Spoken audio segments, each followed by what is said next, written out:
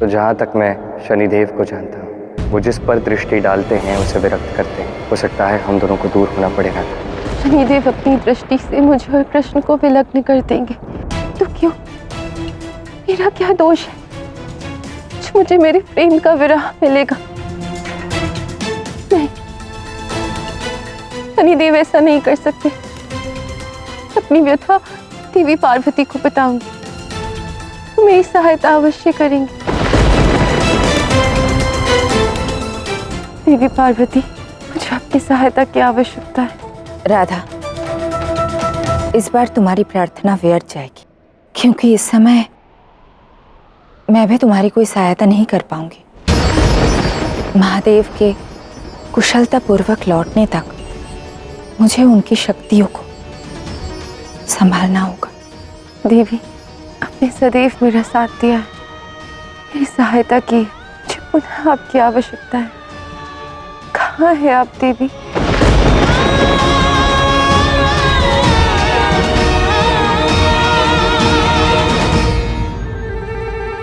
जय देखिए महाराज सा, मारो दण।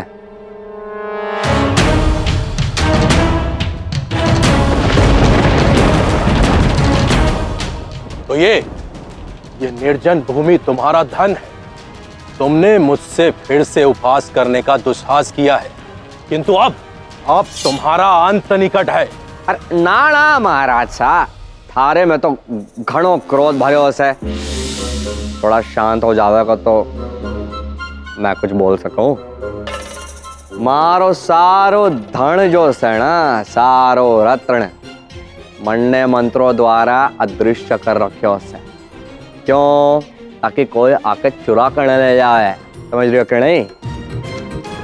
अब देखो,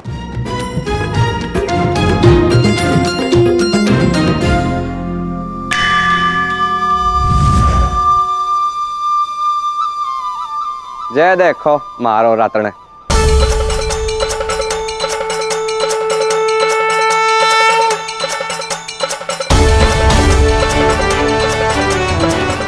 माया, कहीं ये कोई माया तो नहीं?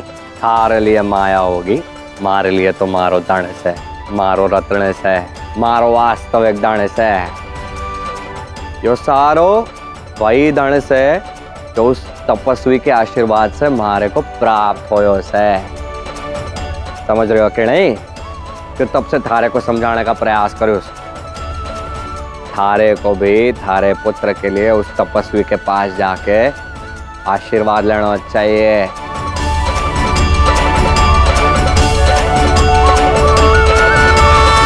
क्षमा करना, मुझे क्षमा करना। मैंने तुम पर अविश्वास किया व्यापारी।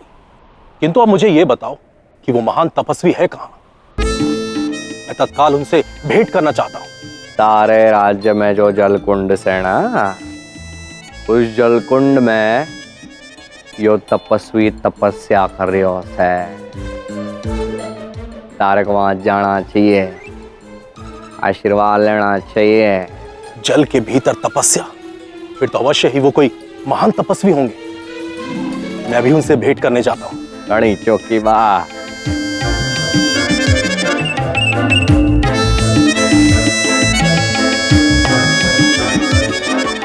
महादेव, आप भी हट कर रहे हैं, किंतु मुझसे बड़ा हठी कोई नहीं, आप भी नहीं। अब मैंने आपकी खोज में काशीराज को लगा दिया है, तो अब आपका नाम मिल पाना असंभव है।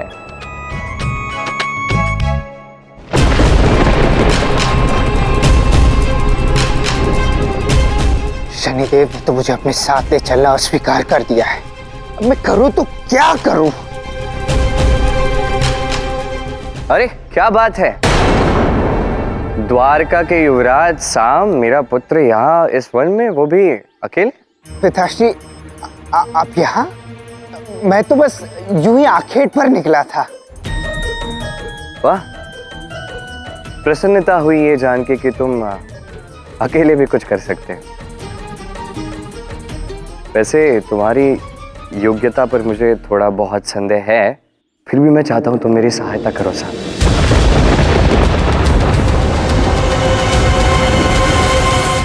पिताश्री, आपको मेरी सहायता की आवश्यकता है? हाँ हाँ, क्यों नहीं। ऐसा लगता है कभी कभी तुम्हारी अयोग्यता को अनदेखा करके तुम्हें एक अवसर देना चाहिए। देखो, मैं महादेव को ढूंढ रहा हूँ और मुझे कहीं से तो पता चला है कि वो कहाँ छिपे हुए हैं। मेरे आराध्य है, मैं तो नहीं जा सकता। मैं चाहता हूँ तुम वहाँ जाके उन्हें ढूंढ निकालो, क्योंकि शनिदेव की वक्र दृष्टि के भय से वो दीर्घ काल तक ऐसे अज्ञातवास में नहीं रह सकते। आप मेरी योग्यता पर विश्वास कर रहे हैं, ये तो मेरे लिए अत्यंत ही प्रसन्नता की बात है। आप चिंता ना करें, मैं महादेव को अवश्य ही ढूंढ लूंगा। किंतु वो है कहाँ? काशी नगरी में जो महादेव का मंदिर है ना, वहां से कुछ क्षणों की दूरी पर एक जलकुंड है। उसके भीतर महादेव छिपे हुए हैं। किंतु हाँ, स्मरण रहे ऐसा, ये रहस्य किसी को ज्ञात नहीं होना चाहिए। हाँ पिताश्री, मैं भी काशी नगरी के महादेव मंदिर की ओर प्रस्थान करता हूँ। अपनी योग्यता सिद्ध करने का यही एकमात्र अवसर है तुम्हारे पास। निराश मत करना। जी पिताश्री।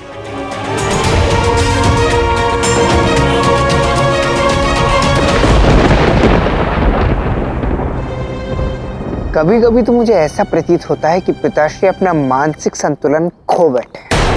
अरे वो मुझ पर, शाम पर कैसे विश्वास कर सकते हैं? ये भी हो सकता है कि पिताश्री को सत्य में मेरी सहायता की आवश्यकता हो और उन्हें इस कार्य के लिए मुझसे अधिक योग्य कोई मिला ही ना हो।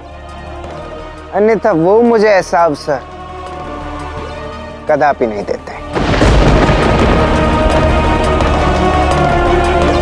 परंतु अब मैं महादेव को कर्म फलदाता शनि के समक्ष प्रस्तुत कर दूं।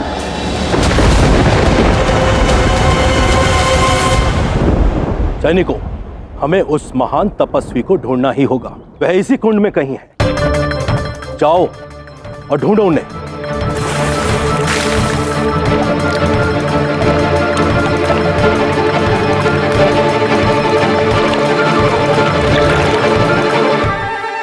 मिल गए महाराज, तपस्वी मिल गए।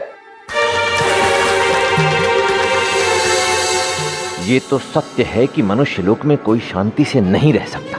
अब ये सैनिक दल कहां से कूद पड़ा है कुंड में, जल के भीतर कोलाहल मचा दिया है। अब मुझे यहां से भी निकलना होगा। ये क्या हो रहा है? स्वयं भोलेनाथ की नगरी में, भोलेनाथ के मंदिर के समक्ष, स्वयं भोलेनाथ को, अर्थात भोलेनाथ के एक भक्त को कोई तपस्या क्यों नहीं करने दे रहा है? क्या चाहते हो तुम लोग? कौन हो तुम लोग? मुझे क्षमा करें महात्मन, मैं काशी नरेश हूं। मुझे आपका आशीर्वाद चाहिए। राजन, अपने आशीर्वाद के फेर में आपने मेरी तपस्या भंग कर दी। महात्मन, मैं इस स्थान का राजा हूं, अतः जिस स्थान पर आप तपस्या कर रहे थे वह भी मेरी भूमि है। मुझे क्षमा करें महात्मन, मुझे केवल आपका आशीर्वाद चाहिए। मैं एक अत्यंत गुप्त तपस्या कर रहा था और आपने उसे भंग कर दिया है। मैं अभी इस समय किसी को आशीर्वाद नहीं दे सकता। रही बात आपके इस देश की, आपके इस स्थान की, तो मैं यहाँ से कहीं दूर चला जाता। नहीं नहीं महात्मन, ऐसा मत कीजिए। कम से कम मेरे पुत्र को आखेट में सफलता का आशीष तो देते जाइए। सभी तरबूज समाप्त हो गए। अब मैं भोजन कैसे करूंगा? राजन, मैं आपको आशीर्वाद दे सकता हूं, परंतु केवल एक अवस्था में। आपको आशीर्वाद का मूल्य चुकाना होगा। कैसा मूल्य तपस्वी? आपको मुझे आशीर्वाद के बदले में 2 तरबूज देने होंगे। अवश्य।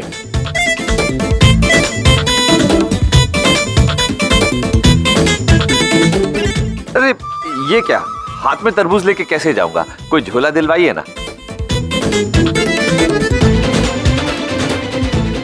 धन्यवाद भाई। मैं आपको आशीर्वाद देता हूं कि आपका पुत्र जो भी कार्य करना चाहे उसमें सफलता प्राप्त करे। तथास्तु।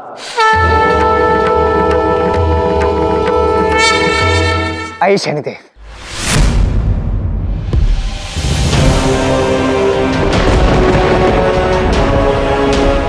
सांब, मैंने तुमसे कहा था मेरे कार्य में व्यवधान मत डालना। तुम मुझे यहाँ लेके आए हो। यदि मेरा समय नष्ट हुआ तो मैं अपनी वक्र दृष्टि तुम पर ही डाल दूंगा। नहीं शनिदेव, मैं आपका समय व्यवधान करने के लिए आपको यहाँ लेकर नहीं आया था। अभी तो मैं तो आपकी सहायता कर रहा हूँ। श्री कृष्ण ने मुझे बताया है कि महादेव यहीं कहीं इस मंदिर के जलकुंड के पास है।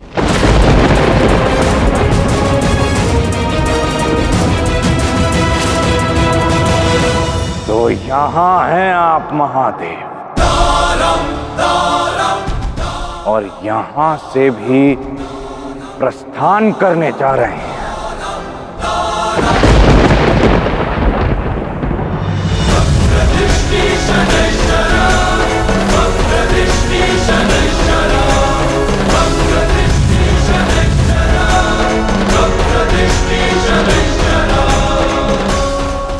महादेव पर तो कर्म फलदाता शनि की दृष्टि पड़ गई। अब आपकी बारी है द्वारकाधीश।